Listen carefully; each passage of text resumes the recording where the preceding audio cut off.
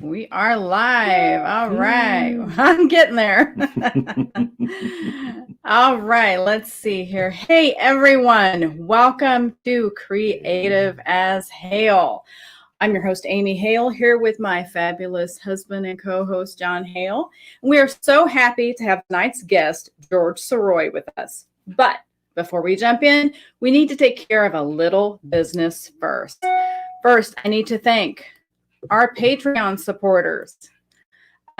These wonderful supporters have helped us.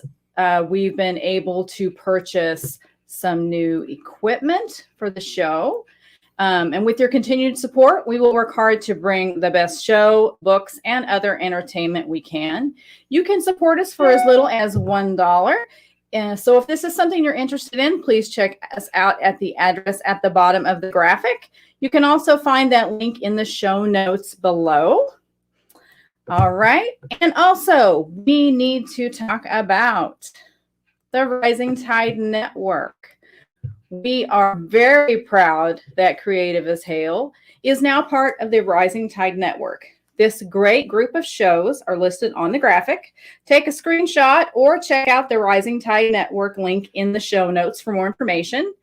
If you're looking for great entertainment and education, you'll find it in the Rising Tide.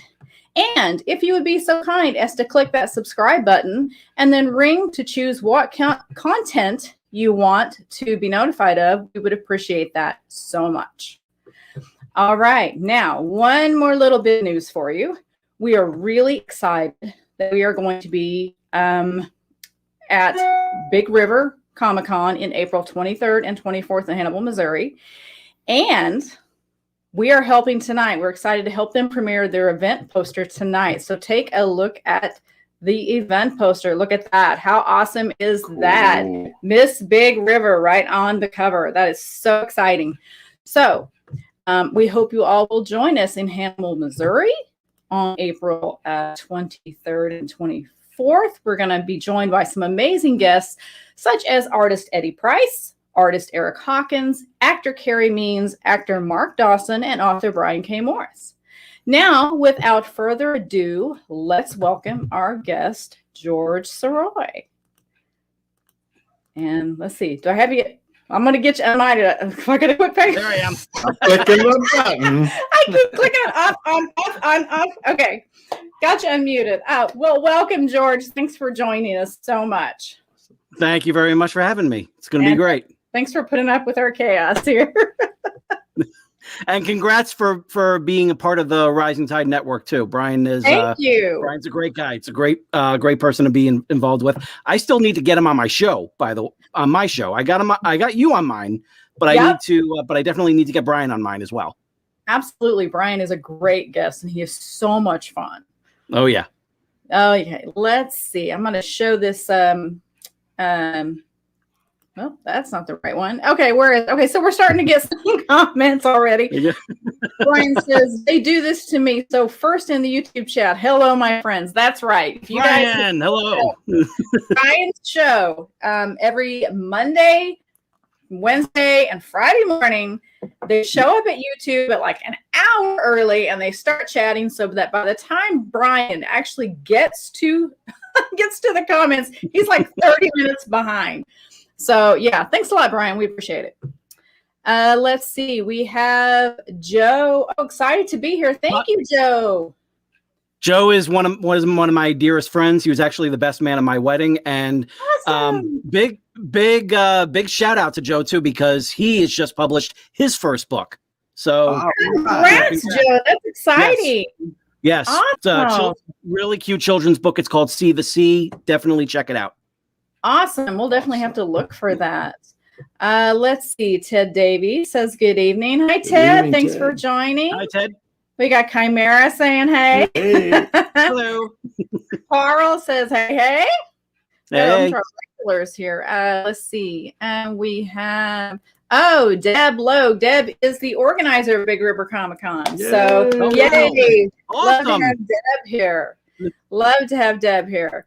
Okay, let's see. And she's giving us some love. We love you too, Deb. Love you too. Nice. Let's see. Teresa says, hey, Amy. Michaela says, hey there. Hey, Michaela. Mary Craig says, greetings. Hi, Mary. Hi, Mom.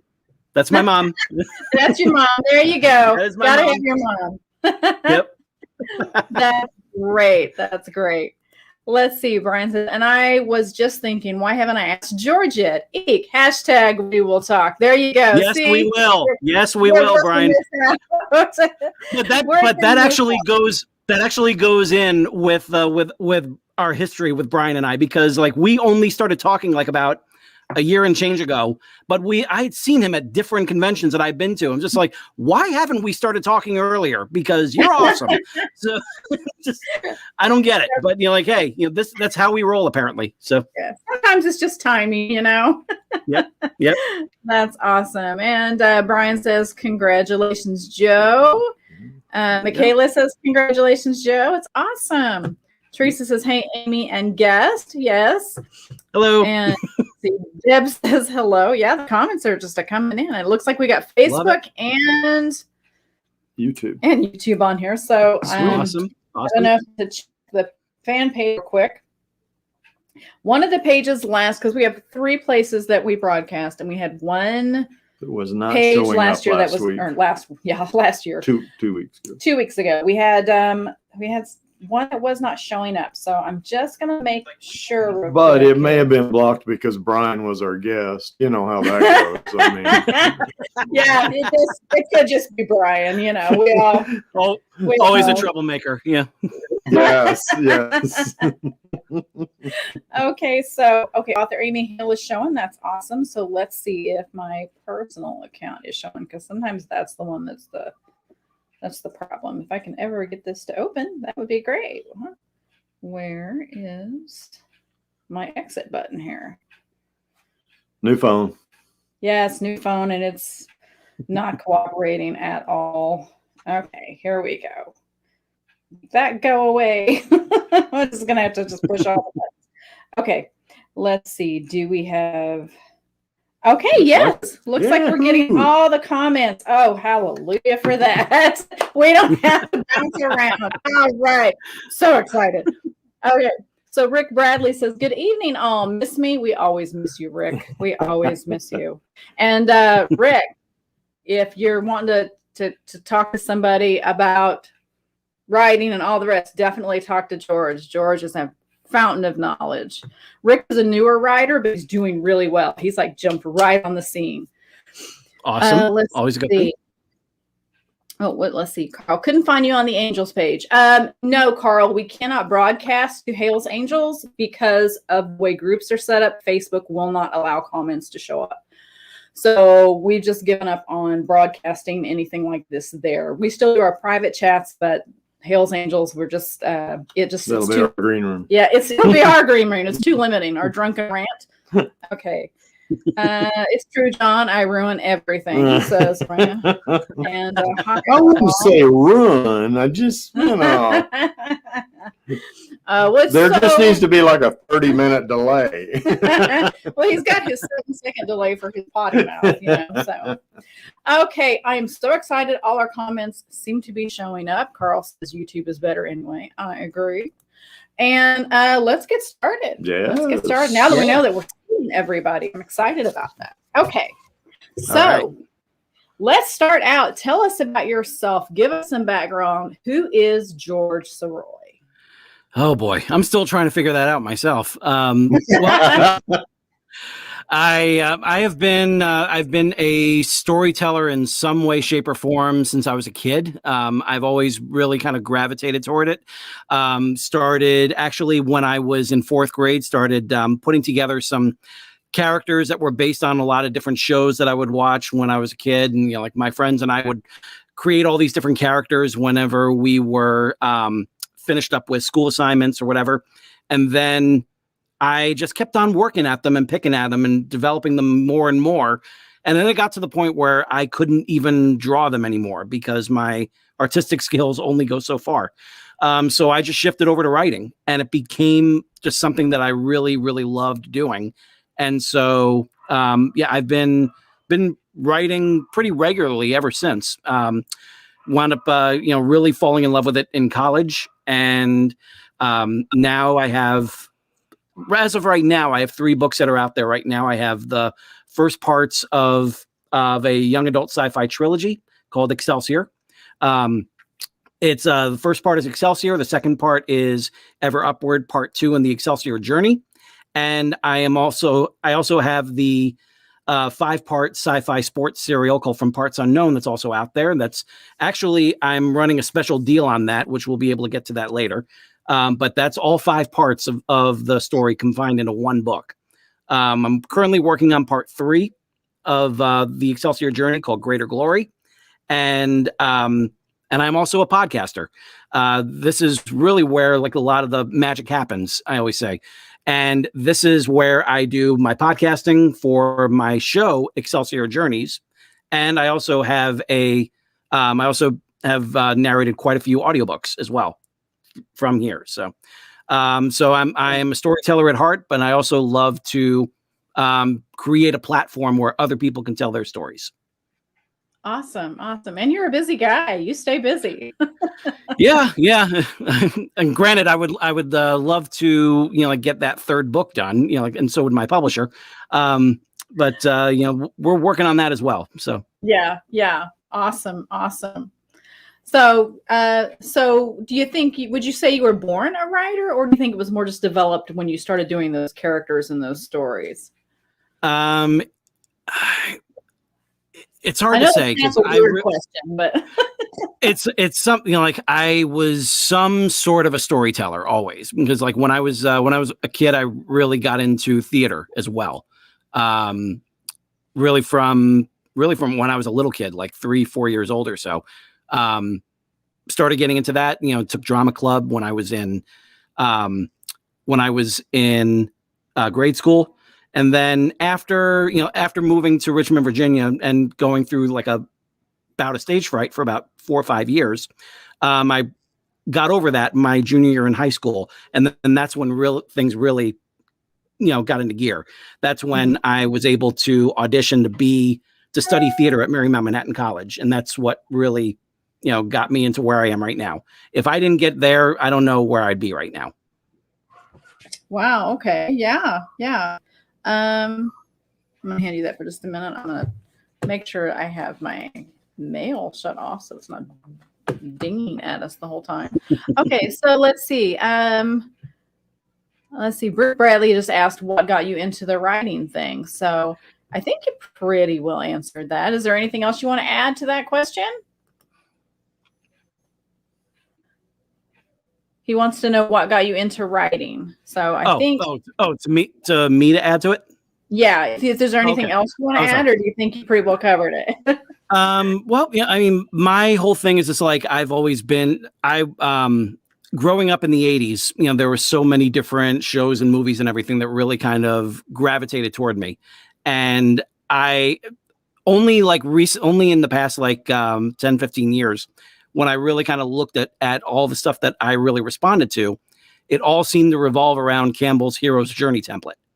And so turns out that that's something that I really kind of, push toward, which is why Excelsior is the way that it is. A lot of people would say that it's a very cliched story, but at the same time, it's based on Hero's Journey. It's my own take on it. So of course it's cliched because that's what's used so often. Yeah. Well, and I mean, all stories in a way are cliched. I mean, Exactly. Yeah. There's only so many stories you can tell. You just have to put your own spin on them, Absolutely. So let's see. Mary Craig says George did his first voiceover when he was 4 years old in New York, the little yellow school bus. I want to hear about this. I thought it was the Little Valley school bus, Ma. But yeah, when I was about either 4 or 5 years old or something like that, I still remember this very vividly. My mother and father woke me up. I was sleeping, by the way. I was sleeping when this happened, and this is not to incriminate either parents in any way. They had this so all of a sudden had this equipment, and they asked me to come into the living room, sit down, and just start reading this little story about the school bus. I think it was named Bess. And it went on for about 20, 25 minutes or something like that. And then that was it. It was just I was just doing that. And I didn't know what was happening after that. It was just once it was done, it was just okay, all good. Good night. Went back to bed, didn't think anything of it. And then I think maybe a few months later or something like that, that's when all of a sudden I heard my voice on this recording with this slide projector going. And it was just okay, all right. So I guess that's my first narration, I think. That's really cool, though. That is cool. Fun. I don't think many people can say that they've done that at age 4 yeah. or age 12 or, right. That's pretty cool. Yeah. Let's see. We're getting some good questions in here that pretty much meshed with what we've got. So we're going to go with what people are wanting to know here. Yeah. So Rick says, what would you say the most difficult thing of the writing process is for you? Oh, I would say for me, the most difficult part of it is, it's really the writing of that first draft. It's something that a lot of people really think that, oh, that's such a freeing time and everything. And you can just go ahead and give yourself permission to write crap and, just go ahead and fill those pages as much as you can. For some reason, I always seem to get blocked when it comes to that. The only time when it didn't happen for me was when I wrote the first draft of Excelsior, and I was using the National Novel Writing Month template. But I wasn't doing it on National Novel Writing Month. I wasn't doing it in November. November just happens to be my wedding anniversary and my wife's birthday and Thanksgiving. And there was no way I was going to say, oh, by the way, I'm going to write a book on top of that. And that was during our first anniversary, by the way. So I had to basically do some thinking around and just okay, well, what's a good month to do it? And I found June. So I wrote it all from June 1st to the 30th in 2008. And that was the only time that I felt free enough to really just kind of literally give myself permission to write crap. And a few months later, when I showed my editor, she confirmed it. It was crap. we did a good 2 years worth of editing, but ever since then, I've been trying to kind of recapture that feeling of just letting it all out, and I seem to always get blocked right at the very beginning. It's really kind of conquering that blank screen. That's something that all writers really need to get through, and it's been a pain for me. That is probably my hardest thing too. I call it the first draft is the word vomit. You just kind of, and get it out, get the idea out. But I need to get some Epitaph or something to get that vomit going, because it's not happening. Yeah, and that's like you said, the first book. My first book was relatively easy, but I think I wasn't overthinking it then, and now I really scrutinize over every word, and I agonize, and I tend to forget. That's what I'm dealing with right now. Yeah, that is what I'm dealing with right now. Yeah, that first draft does not. You don't edit as you go. You just get it, and then after that, you worry about what sucks and what doesn't, and what needs changing in editing. But since that first book or two, I have struggled with that, and it's really been annoying because like you said, that freeing, just getting it done, and really enjoying the process. And I struggle with that too. And I don't know if that's something that if it's just more self. It's self-editing more than anything. Yeah, I've got to stop self-editing. We as authors, we always want to get that. We always want to get it right the first time. That's the thing for so many writers. I just need to just kind of prescribe to what Stephen King says, write with the door closed, rewrite with the door open. Just as long as you know that you're going to rewrite it, then it should be a lot more freeing. Yeah, and it's okay if it stinks. Yeah. Would you say you're your own worst editor? Yes. Yeah. Oh, actually, no. Rebecca Jaycox is my worst editor. And I say this with nothing but love. She is one of my dearest friends. I love her so much, but she carved the hell out of both Excelsior and Ever Upward for Aloris Publishing, where it is now. But if she didn't do that, it wouldn't be neither book would be what they are right now. So yeah. As much got to be painful sometimes. as much as I can be my own worst critic, she is definitely my worst editor. But I say that with all love. Yeah, I say that with nothing but love. That's awesome, though. I mean, without editors, oh my gosh, I appreciate editors so much because just my, I look, if there weren't editors, I would probably never have done a single thing. I'd have been too terrified to even attempt to put it out there. So yay for editors. Yes. Thank you, editors.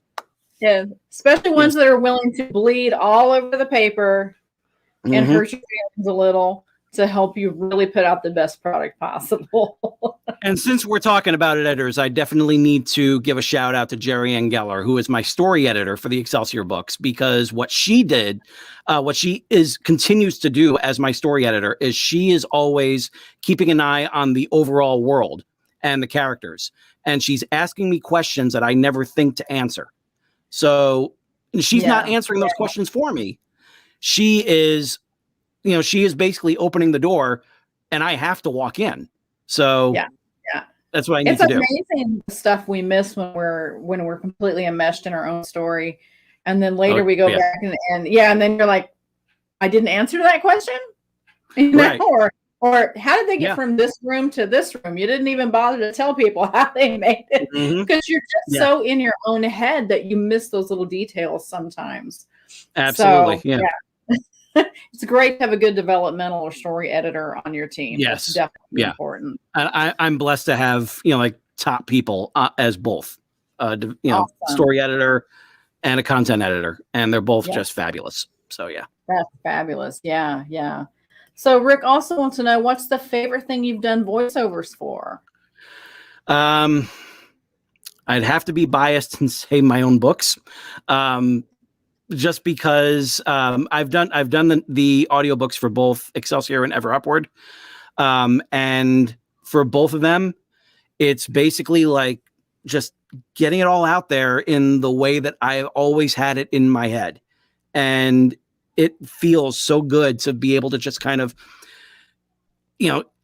add these different voices and everything for the characters. I'm not going full on Jim Dale, with my narrating. Who does the Harry Potter books and has an encyclopedia of different characters. I basically just give like major characters a distinct voice, and it's a lot of fun to kind of add that voice in there and see where it takes me. One of my favorites is there's a character that's introduced in part 1, but is really prominent in part 2.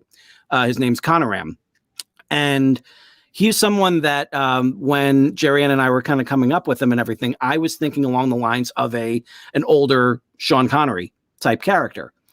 And so, so you have this, you put on the Sean Connery type of voice, saying like, I am the last one. If you kill me, you'll be out of work. And then just kind of dialing it back a little bit and taking away the sh part of it. He's not talking about Mish Moneypenny or anything. He is. He is still, you can hear the S's, but you can still hear a little bit of that voice in there. So that's one of the things that I enjoy doing. That's cool, and that makes sense. I mean, this isn't a character. This is something you're just very deeply invested in. So I mean, it's the first time I heard a book on audiobook. I love audiobooks, but the first time I heard my book on audiobook, like that was just doing cartwheels because it was so cool to hear someone bring these characters that I came up with and bring them to life in a way that I can't do, on paper. So it was just so exciting. I know how cool that is. Oh yeah. Let's see. Michaela says that's so cool. I think she's talking about what you did when you were 4. She says, how did you come up with the name of your books? All right. Well, for Excelsior, it was really simple. It was basically just kind of using the name Excelsior. That was a word that really kind of responded to me when I came up with that character back in 1992. He was someone. During that time, I was in English class, and we were watching the PG version of the John Boorman movie Excalibur, because we were talking all about King Arthur, and I really got steeped into the whole lore of King Arthur, and that really responded to me. And at that point, I already had this little universe going on in my head, and I knew I needed to add someone new to it. And I was just like, well, that is someone that I would really, this is a sort of character that really needs to be kind of like the centerpiece of this whole universe. And so he's going to be this legendary character. He's going to have a sword. He's going to go through this whole quest and everything, and went through, added in elements of Jesus Christ and Optimus Prime in there, and it became something, like its own. And when I was trying to figure out what to name him, I had always responded to the word Excelsior. And at that point, I was living in Richmond, Virginia, but New York was very much still and always will be in my heart. It's where I was born. It's where I spent most of my life. And that really, the word Excelsior is on the New York state flag. And it's also a ship that was that's shown prominently in Star Trek 3, 4, and 6. And, and obviously Stan Lee would use it to, to wrap up all of his, all of his soapboxes and everything would just end with Excelsior, and just really, put it out there. So I grabbed that name, and I grabbed that word, and I was just like, that's going to be this character's name. And that wasn't gonna stop from there on in. He was going to be Excelsior, and then the story itself really kind of developed all the years since. It wasn't until 2008 when I started writing that character that's when he really started to kind of come into his own. But it was during that same year. This is a funny story. March of 2008 was when I got to meet Stan Lee, and he was doing a signing over at New York Comic Con. But he was actually doing like a signing before that over at Borders on Park Avenue, R.I.P. Borders. And I went there because he was advertising this book that he did called what the hell was it called? I'm trying to remember what it was called, but it was based on an old thing that he did called You Don't Say, where he would take all these different pictures of politicians and put little dialogue balloons in there. So he was signing it. He was signing that, and I got to go up to him and everything, and I just got to tell him, thank you so much for not only creating all these wonderful characters, but for inspiring me to come up with my own. And he looks at me, and the big Stan Lee, eyes and everything just goes, "Oh, great, more competition," with a big laugh, to follow it. And so, and then I got to tell him that, there's one character that you were really responsible for inspiring. And when he asked what I meant, I just go, his name is Excelsior. And his eyes lit up, and he just like, "Oh, that's great," and shook my hand and wished me luck on it and everything. It's the closest thing I'll ever get to a blessing from the Pope, like that. And such a great moment. And I was like on air, from then on. And I wish, I wish I had the opportunity to get a finished copy of the book in front of him. So I could, send it to him. But I got to do a little nod to him in there, where one of the characters was looking up Excelsior on the internet and saw all these different references, and it said like some guy named Stan always used it to end his rants. So that's nice. Yeah. That's awesome. And you do a spot on Stan Lee. Let me tell you, that sounds really good. That's a fun one to do. That is definitely a fun one to do. Let's see. Carl says, I try to never start writing the first part first. I start somewhere in the middle, then go back and make a beginning. I know people that do that. I have a hard time not writing in order. Yeah. That sounds a lot like what Larry Cohen did. Larry Cohen is the writer director behind the cult movies like It's Alive, The Stuff, and he wrote Phone Booth, like that Joel Schumacher directed. The guy was one of the most prolific writers you've ever seen in Hollywood. And what he would always do is he would take a tape recorder and he would just start filling it with different ideas. And then all of a sudden he would start writing like at the first scene that he said that would really grab him. And then he would write from there because he wanted to get like that one moment that he knew was going to be like the biggest grabber. So he wrote that first and then expanded from there. So like I got to see this terrific documentary about him called King Cohen. And it's so good. And he talks about like his writing process, and it's so inspiring. I would love to try that, like myself, for some of the other stories I have in mind. Yeah. Michaela Jade says, yes, Carl, exactly. I start with the best scene first. And I could see that. I could see how that would get you excited because this is such a good scene. Because I know how I feel when I write a scene that I really love. So might be something I have to try. I have tried writing out of order. And thanks to like Scrivener, I can move stuff around. I love that, and I use Scrivener a lot. And no, I'm not advertising for them. I don't get anything from them. I'm just saying. But I still find it hard because my brain's like, wait a minute, but this hasn't happened yet. And this hasn't happened yet. And this hasn't happened yet. And I end up fighting with myself over the whole timeline. Let's see. And Michaela says, and now I must read this book. Let's see. What else? Rick Bradley wants to know, any particular author that has influenced your writing? That's actually a good question, because like I always like read and everything as I was growing up. I would say that George Lucas was a huge inspiration for me in terms of world building. It was that kind of world that he gave us in 1977 that made me want to write in the first place. It wanted me to be a storyteller. And I got to give, even though personally she's hasn't had her best days, but I will always credit J.K. Rowling with giving me the inspiration to bring Excelsior to the young adult forum. Once I realized that was going to be a young adult book, because it started out as a regular science fiction book with adult characters.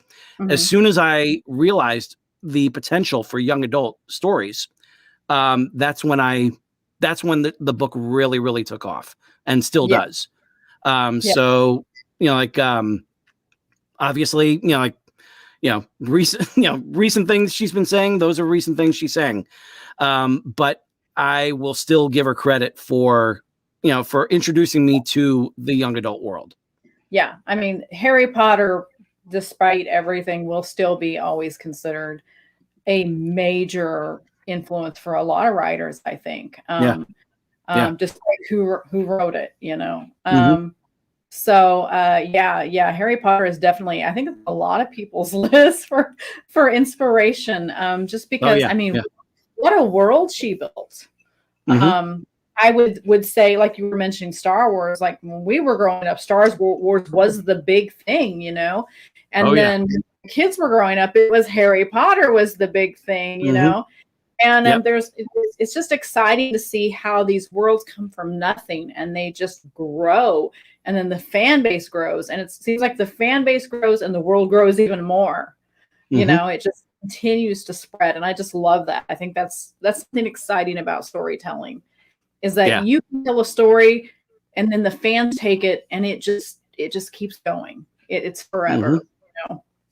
Yeah. I love that. Let's see.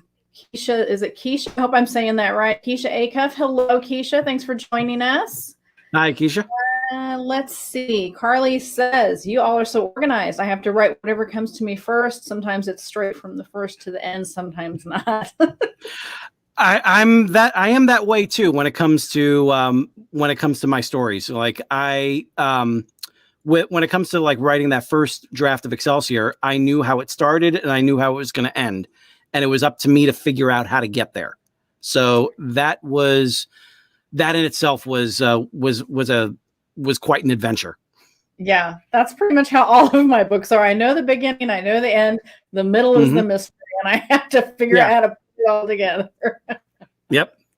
I'm actually doing that right now. I've got a 3-part story I'm doing for Pulp Fiction 2 magazine. Nice. And I'm really excited about it because it's my first Pulp Fiction story. But I have the beginning, I had the end almost finished, and the middle I'm just fighting with right now. But I know I'm going to get there. So, hey, if it's Pulp Fiction, do the Tarantino route. Like start, go to the beginning, go to the end, and then eventually the middle will come to you. And so, yeah. Absolutely. Let's see here. Rick Ray says, with mine, I have some big scenes planned in my head, but the trip to those scenes ups my anticipation. Oh yeah, absolutely. I can see that. Yeah. That's the way it is with my third book. Yeah, that's what I'm dealing with right now. Yeah. Michaela says, I can't remember what happens in real life, let alone my book scenes. I have to reread and depend on my critique partner for that. Especially if you write like a series. When I was doing Shadows of Jane, by the third book, I had to go back, reread the other 2, and lay out a complete timeline for myself, which now I've learned to do as I write. I make out a timeline. There but you go. then I didn't know any better, and it just, oh my gosh, yeah, I was getting things backwards, and I was a disaster. Nice. Let's see. Rick says, who is your favorite Star Wars character, and why is it R2-D2? Wow. I was always, like gravitated toward Darth Vader. Like that was somebody that I just it's just the symbol of power that has this amazing aura about him. And I don't care that he was Jake Lloyd, like in episode 1, I don't care that, there were midichlorians that were involved or anything like that. I still, gravitate toward him. I still think that he is a tremendous character and someone that, that goes through a very, I would say, interesting arc, if not imperfect. I still maintain that episodes 1 and 2 should have been 2 movies. Should have been 1 movie, and 3 should have been 2 movies. That would have evened things out a little bit more. But I mean, like, there's we can go on for hours about what, the roller coaster that is the Star Wars saga. So, yeah, it is quite a roller coaster too. I always thought I liked Darth Vader just because he was so mysterious. He was a character you had to learn about in pieces as you went, But yeah, like you said, we could spend all night just on that. Let's see. Keisha said, "Yay! I said her name right. Yay!" Oh, good. Okay. And Rick says, "What would your dream voiceover job be?" Oh, easy. Animation. Animation. That's something that I grew up with, like with all of these great shows, all of these great voice actors and everything. And I always made a point to see like who are the ones that are doing this.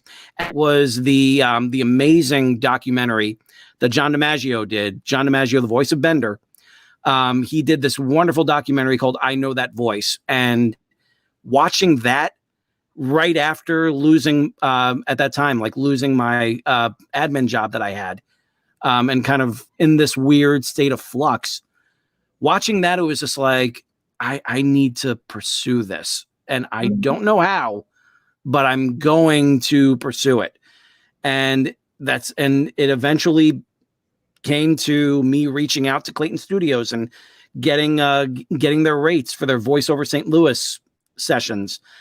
And doing the whole Kickstarter program to raise the money to take those classes, and and then actually taking them and getting the demo recorded, and and then going from there into recording the first chapter of Excelsior, the audiobook, for my publisher at the time, and then getting her blessing for me to read the whole thing.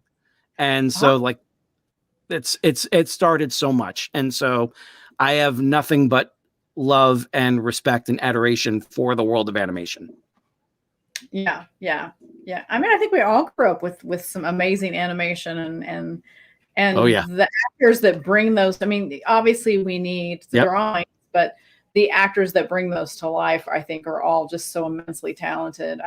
They really are. Yeah. To Big River Comic-Con is Kerry Means will be there. He's the voice of Frylock on the it just went on Aqua Teen Hunger Force. Yep. There you go. Thank you. Yes. I got to meet Dana Snyder. The voice of Master Shake. And he's a nice guy too. It was so much fun. I got to meet him at the premiere of their movie of Aqua Teen Hunger Force, movie film for theaters. And so much. It was really cool to get to meet him. Really nice guy too. That's awesome. And as I said, I've chatted with Carrie on Facebook, but we've not got to meet face to face yet. So really excited about that. And we've also got Mark Dawson who will be there, and Mark Dobson. Let me say that correctly. Mark Dobson he did the voice of in Gremlins. He did the Gremlins, and I believe he did. Where are all these names? Salacious Crumb, I think he did Salacious Crumb. Yes, from Yes, and I believe he and I are Facebook friends now. So yeah. Yes. So we have met Mark at a previous event, so that's exciting to see him again. So it's always cool to get to meet these people and see how they do that. Mark on my show too. Yes, absolutely. I mean, it's a different thing than like say regular acting or writing or whatever. They all have their own little nuances that you have to nail to be good at. So really cool to meet all these different people. And that's one reason we do the show is we've met so many talented people through varying degrees of whatever it is, whatever medium they create in. And we decided, we've got to get these people on. We got to talk to them and pick their brain and, see what we can learn, see what other people can learn. I'm right there with you. My show, my podcast, Excelsior Journeys, has allowed me to have on so many amazing people, and obviously you, and other great successful authors like Eric Asher, had Mark Coker on for Smashwords, so many really cool people. And then this past year, I had on Flint Dilley, the screenwriter for Transformers the movie. I had on Neil Ross, the voice of Springer from Transformers. I had Vince DiCola, the composer of the score for Rocky IV. I had Daniel Farrens, the screenwriter of Halloween 6. It's been just an amazing run with this show. I'm so proud of it. And I'm just so excited to see who else I can get. So. Oh yeah, absolutely. I know. We keep going down our list of people that we've talked to already, and we're like, I can't wait to announce this. Yeah. Right. It's exciting. It's exciting for sure. Brian says there is only one truly amazing Star Wars character. Should Misa give you a clue? Oh, no. I think Brian, bins at Toys R Us would disagree with you, since those clearance bins were just aligned with Jar Jar figures of all types. They're just sitting there, aren't they? Yeah, they still are. And Carly laughing at Brian because that's what we all do, and he's laughing back. So okay, so let's see here. So you guys have had some great questions. Thank you so much for bringing. I think they've gotten quite a few that we absolutely. have. So we're gonna have to look down here and see what have they. Let's see. Okay, you wanna jump in with that one? Oh, go ahead. What advice would you have for those wanting to get into publishing, narrating, or podcasting, or voice acting? Well, I mean, really, when it comes to any of this, a lot of it really is just kind of jumping in and doing it, because you need to get yourself comfortable with what you're doing. You need to fill a few pages and see if writing really feels like it's something that you should be doing. You should definitely, I strongly recommend podcasting to anyone, because everyone's always got these wonderful ideas.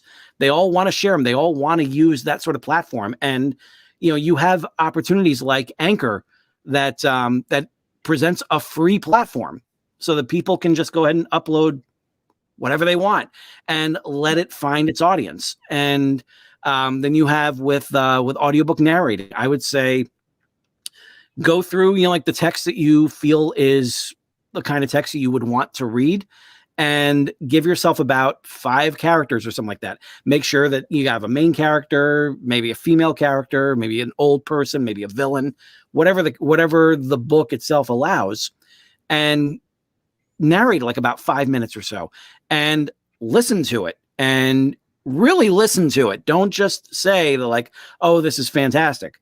And let others listen to it too, because at the end of the day, they're going to be the ones listening to you. And if they feel like, there's something, they feel like your voice is too weak or something like that, like they'll let you know, they will. But at the same time, the worst thing that you can do is just sit there and say like, oh, I want to do this. And then nothing comes of it. Yeah. Yeah. Yeah, absolutely. There are a few narrators on some books. I've gotten where I've learned to listen to samples before I buy some books. I'm excited about the book, but there are some narrators that want me to shove an ice pick in my eye. I don't know what it is about the voice, but some of them are so difficult to listen to. I don't know if it's necessarily the story and the voice don't always go together sometimes, or but are you thinking about the auditions we had, or? No, I'm thinking about one I bought, and then I was trying to figure out how to get my money back. Oh, it was that bad. Yeah. So I know when we got I'm sorry. Just like one of my favorites is actually a narrator named Jonathan Davis. He did he's done like a lot of different Star Wars novels, and he did the novelization for Revenge of the Sith, which if you haven't read it yet, it's amazing. And it's like everything. It's basically like, I remember when I first read it, because I went and read it before the movie came out. And I said, like, if the movie is half as good as this, it's going to be great. And I was right, because it was half as good as the book. And so, but Jonathan Davis did such an amazing job as the narrator. And then you throw in like the Lucasfilm sound archives and the score archives and everything. And it's just an amazing experience. And then the Force Awakens novelization came out, and it's by another guy, Mark Thompson. So I was a little bit let down that Jonathan wasn't reading it. And at first it took me back a little bit because Mark is a little bit slower with his delivery. But then all of a sudden it gets to Han Solo's first scene. And that's when it clicks with me. It was just like, oh, that's why you got the job, because you do a really good Harrison Ford. That makes sense now. Yeah. Yeah, we had some great, you get it when you get auditions for your audiobooks, you get a lot of different narrators. And ours ranged from kind of high, because we asked for men and women for my book Ulterior Motives, because we weren't sure which would fit best. We figured we would know the narrator when we heard them, and so we had this high, airy, like squeaky, pitchy kind of voices to choose from, all the way down to these low, rumbly announcer kind of sounds. And some of them, I mean, they were like, wow, these are wild. I mean, they really put their own interpretation on some of it. But we first we were going to go with a man. He was great. He almost had this kind of film noir voice to him, and then, and then unfortunately his wife got sick and he had to back out of the project. But he's fabulous. Yeah, he's since retired. We've kept in touch with him. And then we ended up with a woman named Julia Farmer doing it. And she was fabulous. She nailed the little Okie accent that we had in there, plus some Texas. So she did really well. Yeah. It's always good to have those accents down, but you never know what you're going to get sometimes. Yeah. Right. The one I was trying to get my money back on was a Sherlock Holmes one. Really? And if you could just imagine Sherlock Holmes with a lisp, you would know why I was trying to get my money back. That would have been hard to understand, I would think. Yeah. I really think it was a very young person with braces, and the rubber bands were on, and they were trying really hard, maybe, but it should not have been on Audible. It wasn't for that story, huh? Like Sherlock Holmes said, elementary, my dear. Oh, that's exactly it. Oh my word! I'm having flashbacks. That's hilarious. That was it. Some voices just aren't great, with certain. Okay, Brian says, and when those Jar Jar toys are discounted, my collection grows. # So he's actually trying to he's campaigning against Jar Jar just so he can grow his collection. Oh man. Buy low, sell high, right? Yeah. Michaela says, Amy, I love that white shirt or jacket. Thank you. This is my new sweater. Let's see. Willow Schuyler. Hello. Willow. Thanks for joining us. Hi, Willow. And Cindy Kep is with us. Hi, Cindy. Hi, Cindy. Let's see. So Michaela says, how does the audiobook work? Like if the book is sold in third person, how do they nail the voice of the opposite sex? That's really, I mean, you know this better than I do, so I'll let you answer that one. Yeah, you're not really gonna nail the other voice. Like it's not about doing an impression of a woman. It's about just doing like a little bit of a lilt in your voice, just so that way they're aware of the fact that it is a female voice.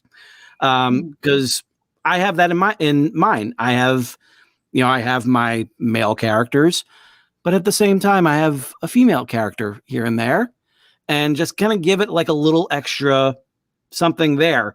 And it depends on obviously the age of the character and the authority of the character, but it's just give yourself just a little bit of a lilt here and there, and that really helps with differentiating the characters. Now, not all of them do that. There is the I forget who does the narration of the Percy Jackson books. I think it's Jesse Metcalf. But his is basically just very, very simple. Like he doesn't try to do female voices. He just basically reads it, and it's effective enough there. So everyone's got their own attempts to do it. Scott Brick really drove that whole point home about just adding a little lilt here and there. Yeah. I mean, and I think the important thing is however you do it, just make sure that your characters are distinguishable from each other. Yeah. Consistent. Yeah. So when you hear one, like maybe one octave, okay, that tone or whatever, that means that it's this character, where this little gruffer sound means it's this character. And as long as you're consistent, people are going to, they're going to get what you're doing there. Which is the most important thing, is that people understand the differences in the characters. Yeah. And then there are some that do, like we're looking at doing Shadows of Jane. We've got a couple people. We actually have a man and a woman that are going to alternate the chapters. So they'll both have their own way of bringing these characters out, and it is third person. But you'll be able to tell throughout each chapter who's doing what. They're very good at what they do. Nice. Rick Bradley. I'm envisioning Sylvester the Cat as Sherlock Holmes.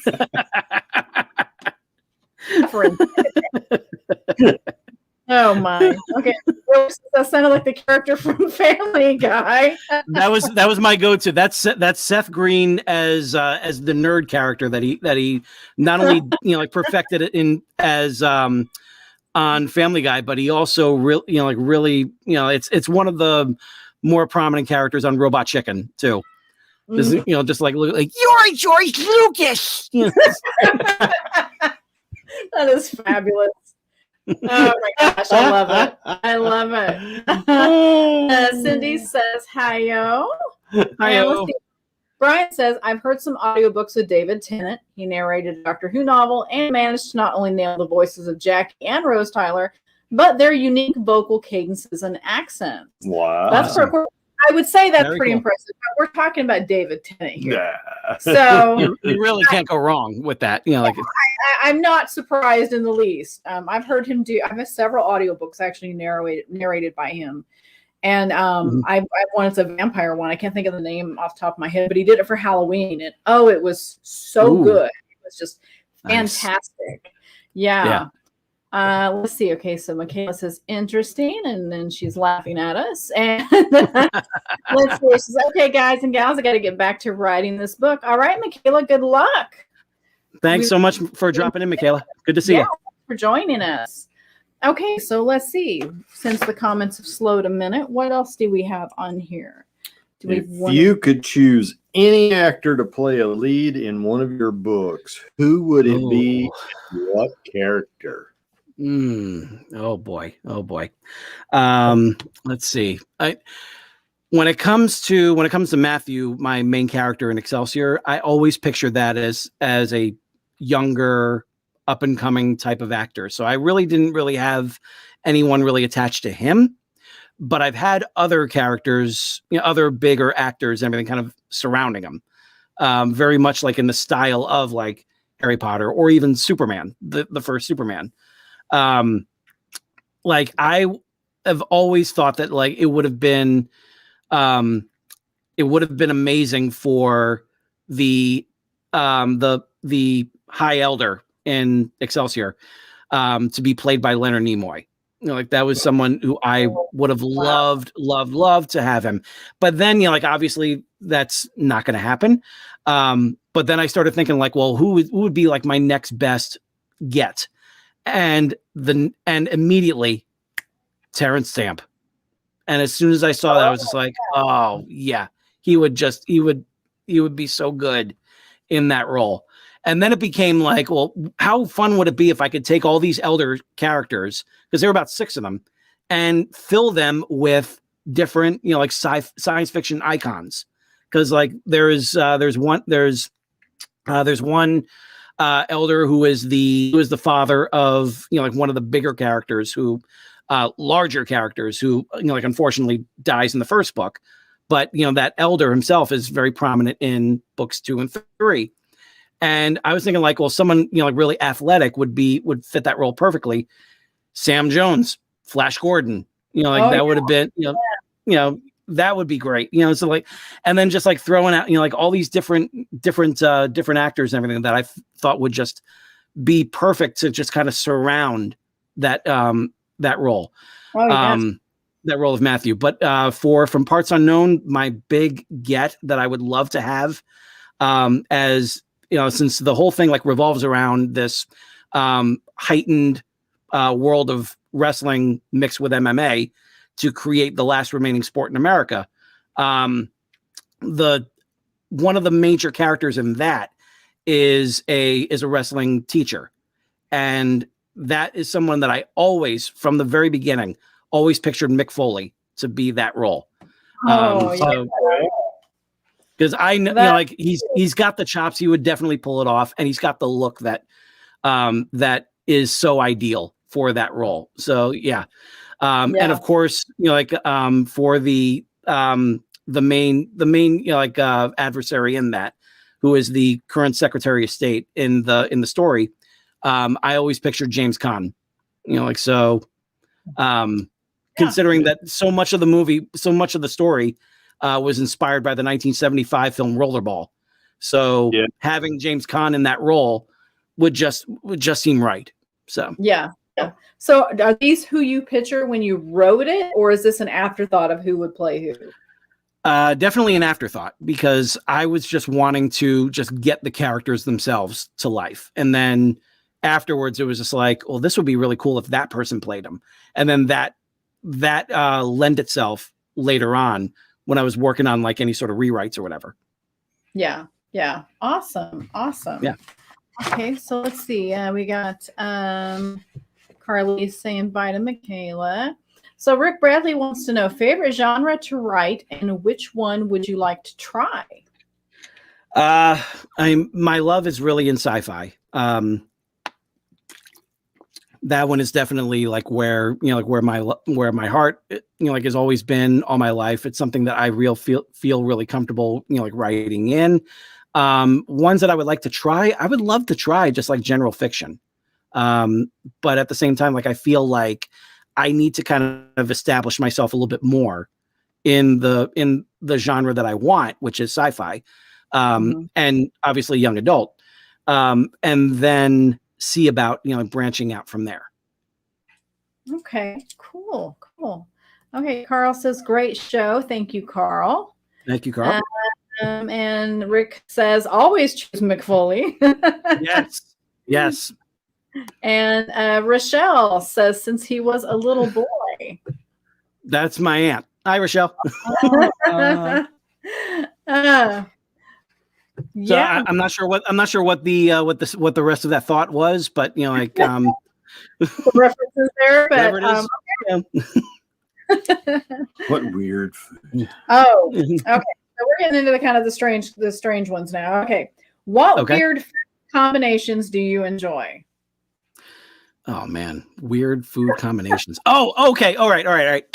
So, one of my previous jobs, I was working at one place where I was, where we had like a little short order, like a cafe, down on the bottom floor, and they had the best breakfast sandwiches that were there, and one of them had like it was sausage, egg, and cheese with chipotle mayo. And I was very hesitant to try that, but I was just like, let's give it a shot. And it gave that sandwich, like, it just kicked it into such an amazing level that now, like I used to have, like as a New York thing, with, having ketchup on my, scrambled eggs. But now, like I don't do that anymore. Now, like I mix in a little bit of chipotle mayo and mix that into the eggs. It doesn't matter if it's a sandwich or not, because it gives the eggs like this really extra smoky flavor that I absolutely love. So it's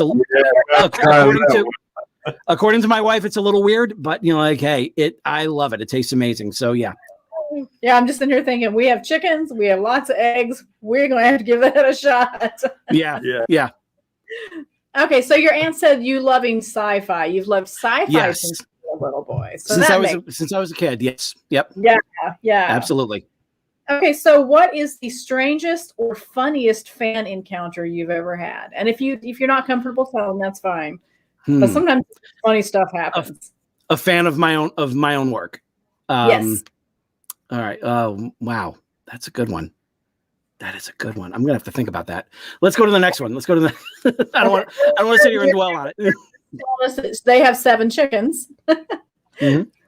We have 8 right now. We did have 9, but unfortunately we lost one. And no chicken math. We want more. So the gauntlet has been thrown.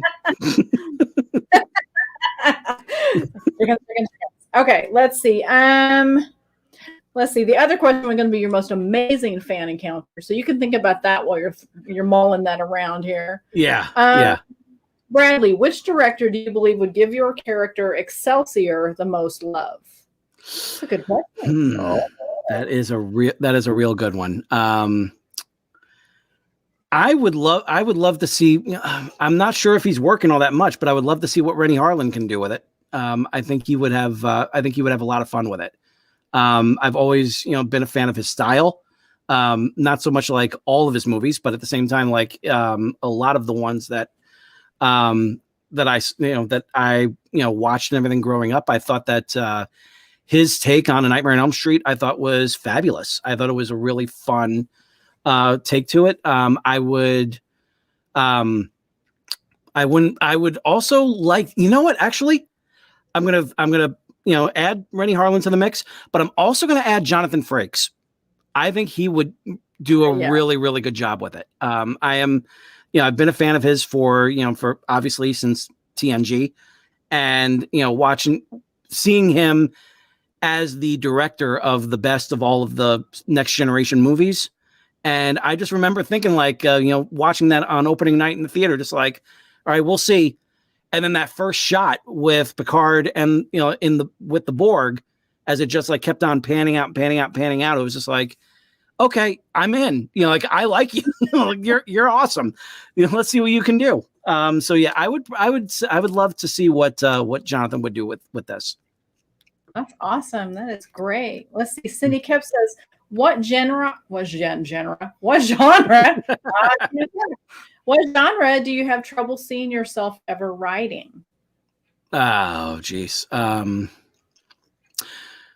Probably horror, actually. I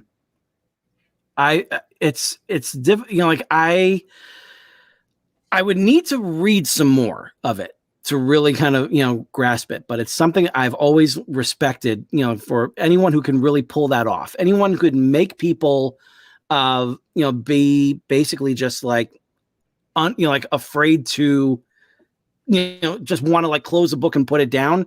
Like that takes some serious skill. It does. And Rochelle also, yeah, definitely romance novels. Like the closest I can come to any sort of like romance in my own books was they're either like already established or there's a hint of something to come. But it's hard for me to really kind of do the whole thing, the whole, two people coming together, etc. Yeah, I get that. You said horror. My first thought was sci-fi, and horror was like Alien. Well, yeah, yeah. Yeah, I got nothing but love for Alien. I think that's just terrific. Great movie. Yeah, it was a great movie. Romantic zombies. Yes, there actually is a movie called Warm Bodies. Warm Bodies. Yep. That was about a zombie that falls in love with a living being. Yep. Of course. It was kind of a comedy thing. It wasn't really horror, but it was still entertaining. Oh yeah. Oh, okay, let's see. Oh my Lord. Okay, let's skip that comment. Okay. Oh no. We have a speed round. It was inappropriate. Okay. Okay. You want to do this or that? I like this or that. Okay. Speed round. Coffee or hot tea? Coffee. Reading or writing? Writing. Music or podcast? Lately, more podcasts. Big party, small gathering? I love them both, but like I would love to have a big party for the the launch of book 3. Just saying. Depends on the event and the mood, right? Yeah. I know this. And Barnes and Noble did call dibs on having the launch party. So awesome. Well, definitely let us know about that, and we'll make sure and share the info. Absolutely. Dog? First, I got to get the next draft done. So there you go. Dog or cat? Dog. Yep. Passenger or driver? You know what? I mean, until 2014, I was strictly passenger, but like I've been driving now and I'm really enjoying it. So I would say like if I'm well, here's the thing, like if there's more than one person in the car, it's more likely passenger. If I am the only one that's got to get there and everything, fine. Just let me put on a podcast. Let's go. So movie at home or movie at a theater? I so miss the theater experience.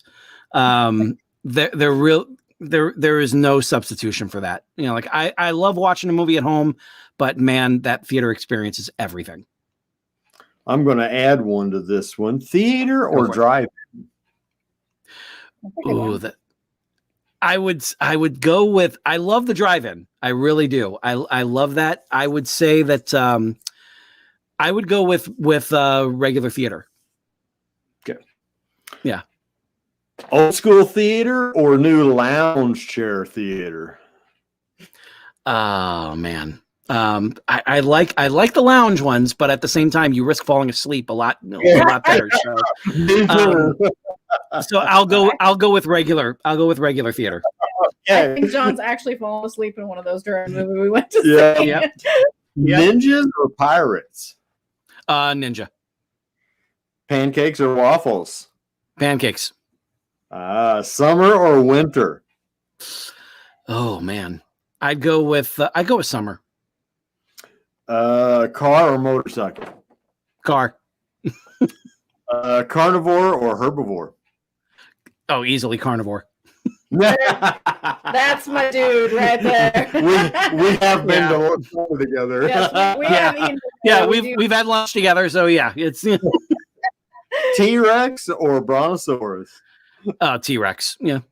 There we go. Yeah, T-Rex, awesome. Yeah. Let's see. We have Rick Bradley says Alien, Event Horizon, the video game Dead Space, all great sci-fi horror.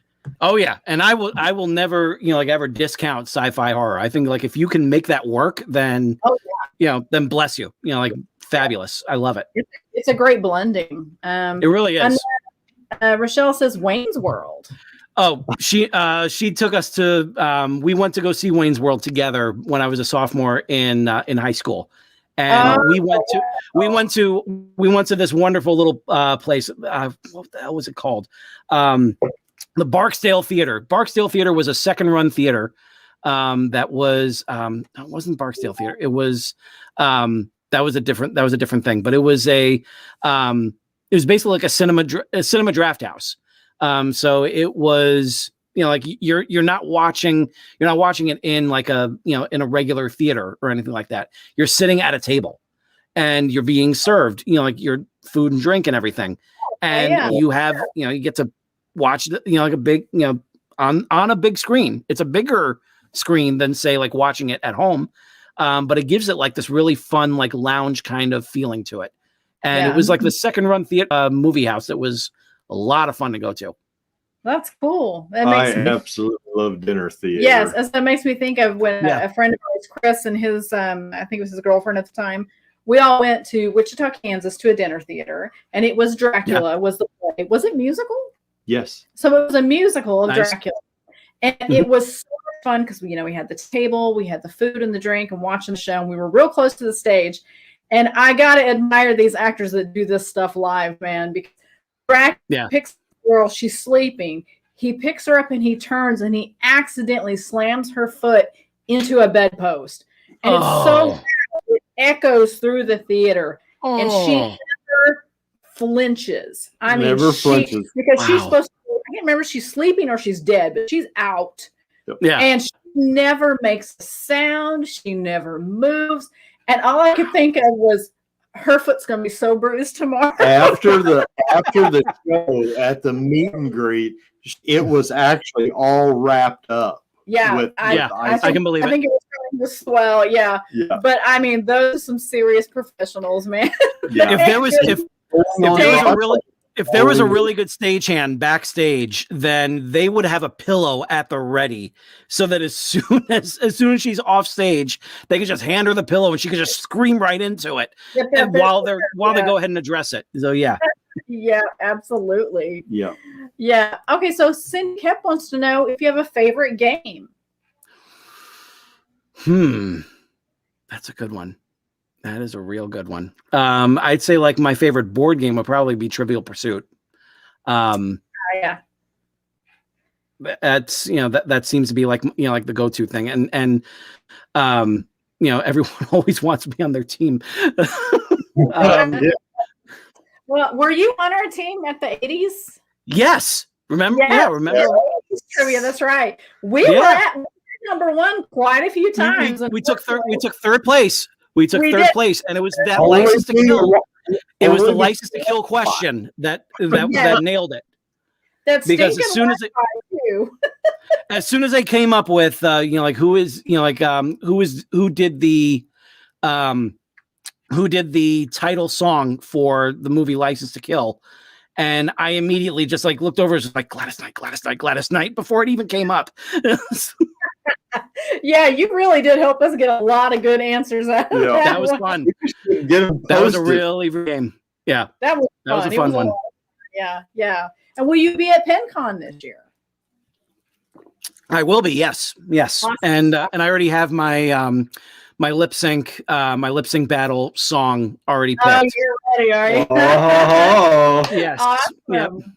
Yep. Awesome. I'm not going to say what it is because this is one that needs to be a surprise. Yeah, definitely. That's exciting.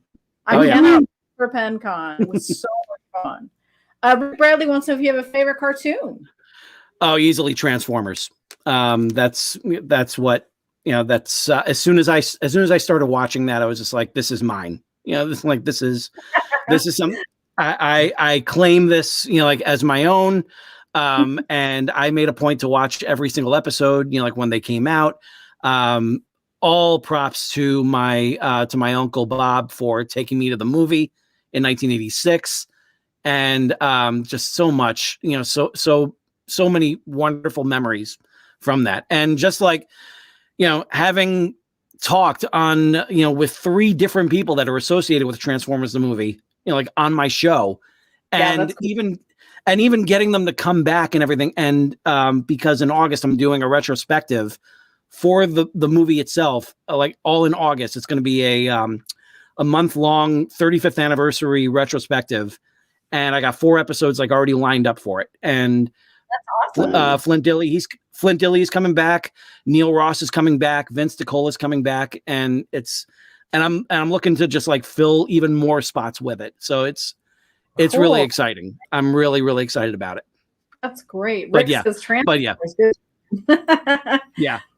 So while we're talking about that, tell us about the 2 different podcasts, because you have the Excelsior Journey and then you have Duck Till Dark. So tell us about both of those.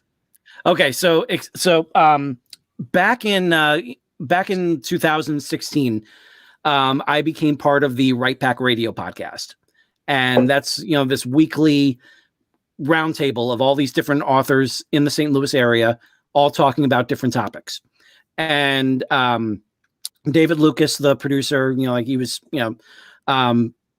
love the guy to death. And, I'm so grateful that he invited me on there. And that really kind of gave me the experience of podcasting.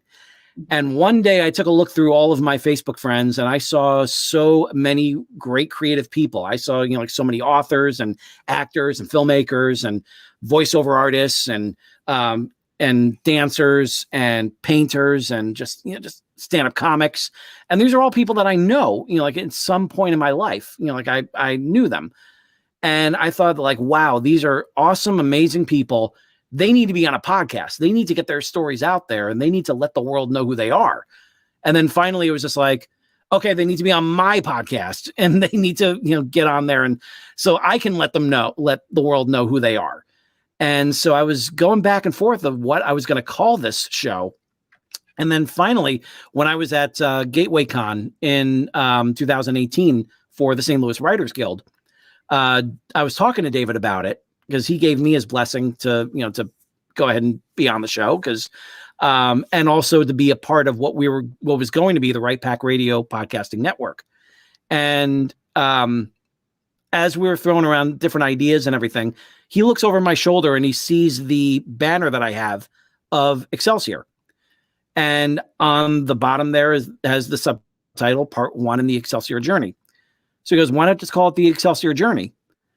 And I turned around and was just you know what, that actually works. And in fact, I'll tweak it. So it's Excelsior Journeys. So it's everyone gets to share their own. And so that's what it became. And then I reached out to the cover artist who did the cover art for both Excelsior and Ever Upward, who is kind of a genius, Molly Phipps. And I commissioned her to basically come up with the logo that was going to reflect the way that the Excelsior books are. And she nailed it. She absolutely nailed it. I still remember looking at the mock-up that she did and just how's this? I was that's it. That's perfect. How much? And she gave me, her price. I paid it. She sent me the final artwork. And then a few months later, I started up on the show. And I reached out to a lot of different people, and I knew that it was going to cover like a wide range of creative people, and it's been nothing but a blast. It's been a blessing, really, to be able to do this show. And then in 2018, in November of 2018, I discovered that there's a thing called the National Podcast Post Month Challenge. And what that is similar to NaNoWriMo. Every month, every November, people go ahead and record about a 10-minute episode of a show every single day from November 1st to November 30th, and then post it. So at the end of 30 days, you have 30 episodes all done. And it can be about whatever you want. You can, it can be a continuing thing. It could be something that you're just starting fresh on, whatever. So I did that in 2018 and I won it. And it was just all like kind of stream of consciousness, just diatribe, it wasn't connected to much of anything. And I remember on day 30, I actually recorded 11 episodes all at once just to make sure I got them all. Wow. But in 2019, I wanted to do a different type of show. I wanted it to be something that would have like a constant theme to it. Yeah. And then I was thinking like, well, what if there are just over 30 movies that are out there that were Marvel movies, but they're not part of the Marvel Cinematic Universe. And those movies are going to be fewer and farther between because Marvel is just is bringing in all of their properties now. Yeah. So we're going to see it's going to be an increasing rarity. So why not celebrate those movies? Because they really got the ball rolling toward where we are right now. Yeah, they did. So I was telling my friend of mine, my friend Jason Goodman, who is a devout comic book lover and another one of my best friends who's also in my wedding. And I said that this show, it's going to be called Outside the Marvel Studios. And it's going to go from Howard the Duck from 1986 to Dark Phoenix in 2019. We're going to go from duck till dark. And he goes, that's what you're calling your show. It's like, all right, it is. And I recruited another cover artist, Rachel Bostwick, who is also awesome. And she did the cover art From Parts Unknown. And I asked her to come up with like a Rorschach style ink blot kind of thing, where it would be Howard the Duck on one side and Dark Phoenix on the other side. And she, after, the first draft, it looked almost there. And I just said just tweak it just a little bit. And instead of electricity, can there be fire around Jean? And she said, yeah, sure. Next time around, it's perfect. It's absolutely perfect. Awesome. So, yeah. And so for 35 episodes, I gave each movie their due. And it's a very rough show. There's no intro, there's no outro or anything. It's just me, just blathering on for about 10 minutes or so. In some cases, like the 2002 Spider-Man that went on for 20 minutes because I had a lot of useless information in my head that, was all about the development of that one because that one had a really long and winding road, but it was a lot of fun to do. And it's something that I've been really wanting to kind of revive in some way, shape or form. Just not sure how yet. But I definitely want to revive it. And I know that there's a place for it. Awesome. That is really cool. Rick Bradley says, yes, Howard the Duck. Also, I thank Blade for showing comic book movies could be good. Blade is such a significant player in the whole comic book movie genre. Without Blade, we wouldn't get X-Men. And without X-Men, we wouldn't get Spider-Man. So there really was one huge domino effect or snowball effect, as you will, with those. Because we really got thanks to those movies that were not part of the MCU, we got some tremendous films out of it. Yeah. We really really good, strong movies that hold up today. Yeah, absolutely. So on on the Excelsior's journeys, you bring different people on for like kind of like what we're doing now. You talk about their creativity and their journey. And by the way, I think for asking me to join you last year, or was it last year? Year before last? Gosh, time was going 2019. 2019. It was for the last time we were at PenCon. Yeah. Yeah, exactly. Yeah. But thank you for having me on. That was so much fun. It was a lot of fun. Yeah. And then this new one, you talk about the Marvel Universe movies, but the ones that aren't in like the current grouping, right? Yeah. Okay. Just making sure I had that straight. Okay. And you mentioned at the beginning that you had a book deal you wanted to share? Or something I'm not sure what. What was that? It was. You said something about the third. You said something. I thought you said something about a book. We could get into it later in the beginning. Something about a book sale or a book. A book sale. Yes, I thought you said a book deal. I was like, I was thinking that it was something. It was about the podcast or something, but no. But yes. So yeah, if anyone goes to my website at he'sgotit.com, and as in by George, he's got it. You go over there and you click on the store option there, and that will take you over to the general to my direct sales section for my books. I have come into a bit of a surplus of copies of From Parts Unknown. And they normally go for $24.95, but for this limited time, they're actually going for $19.95. And in order to get that, though, you need to type in the coupon code GCL, and that stands for Gladiatorial Combat League. That is the main promotion that the story centers around. But that will get you 20% off of From Parts Unknown. So you're basically getting one of those 5 stories for free. So.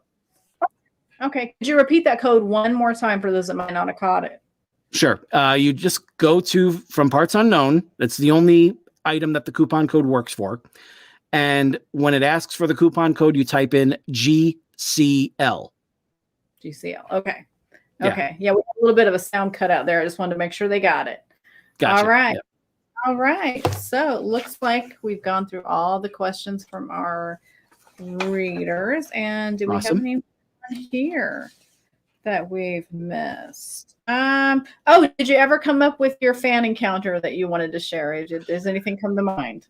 I would say, let's see. Oh man, it's weird because like I would actually say that one of my I would definitely rank this as a big high because I work for a personal injury attorney who is a friend of the family, and when From Parts Unknown was relaunched over at Barnes & Noble, he made a point to show up there, and he wound up buying some copies. Wow. And yeah, and wound up giving it out to to different staff members and everything. And I really always appreciate that because normally you always have to kind of leave the the writing life over here and then the work life over here. And he showed that that you can he brought me on, and I always appreciate him giving me the opportunity for doing that. And the fact that he went ahead and did that, is something that just it really means a lot. Yeah. Something that I still really remember. But I would say, so that was definitely like a highlight, for me. In terms of weird fan encounters, that's really tough. It's a tough one because, anyone who is taking the time to, listen to what I have to say about my books and still decides that they want to take a chance on it. To me, that is something that I will always cherish. So, I can't really think of any weird encounters, at least not yet, but hey, my career is still young, but that's it. You never know. Yeah. Oh, awesome. Awesome. So I think we maybe have went down the list here. Yeah. We'll double check and make sure we're not missing any questions in the comments. And no, looks like we got it. Well, right. George, thank you so much for joining us tonight. It has been great. Great to have you with us. Thank you. Catch up with you because it's been a while since we've got to chat. Too long, yeah. Yeah, way too long. Please tell everyone where they can find you. They can find me, like all around social media, on Twitter, on Instagram, and Clubhouse. You can find me under the same name at George Sirois. All no period or anything like that. It's all just one word, and it's spelled Sirois. And also on Facebook, you can find me on facebook.com/Excelsior Books. That's my author page.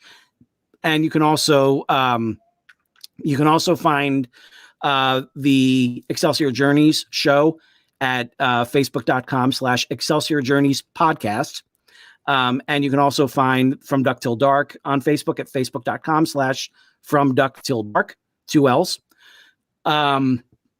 I'm, like I said, I'm all over social media. So the real, like the hub, the center point of it all is all at my website at he'sgotit.com. Okay, awesome. And we've got that below here in the banner. And if you want to look for any of that social media or any of that, just look in the show notes. We have all of George's information listed there for you to find. And hopefully that'll make it easy for you. Rick Bradley has a question for you that I think maybe we'll ask after the show. We'll get back with you. I don't know. I don't want to be too personal here, but he wants to know if he can add you on Facebook. Yes, he can. Yes, he can. Yes. That's one of those. I'll be happy to accept, Rick. Yep. Awesome. Rick is awesome. I can vouch for Rick. Absolutely. And Cindy Kep says, thanks for playing. Well, thanks for joining us, Cindy. Thank you so much, Cindy. All right. Well, we're going to do a little outro here, George, if you'll hang on so we can chat when we're done. Sure. We'll be right with you in a minute. Okay. All right. Thanks for joining us. Thank you. All right. Go back here. And all right, everybody. Thank you so much for joining us tonight and for bringing such great questions for George. Gosh, you made our job so easy. We didn't even really have to look at our list. You guys had this nailed. You really did. So a little announcement. We are going from bi-weekly to weekly now. So we're going to be going to a weekly show every Thursday night, 7 p.m. Central, 8 p.m. Eastern. So that'll make it easier for you to remember what days we're on and what days we're not, right? So next week, our guest on February 25th, I believe it is. Yes, February 25th, Thursday night, 7 p.m. Central, 8 p.m. Eastern time is going to be author and publisher Charles Millhouse. We're so excited to have Charles with us. So I hope you will join us next week. And we will definitely be looking forward to having him. And again, we appreciate George joining us tonight. Yep. So thank you, everyone, for joining us. And we hope you have a great night. See you later. Be strong.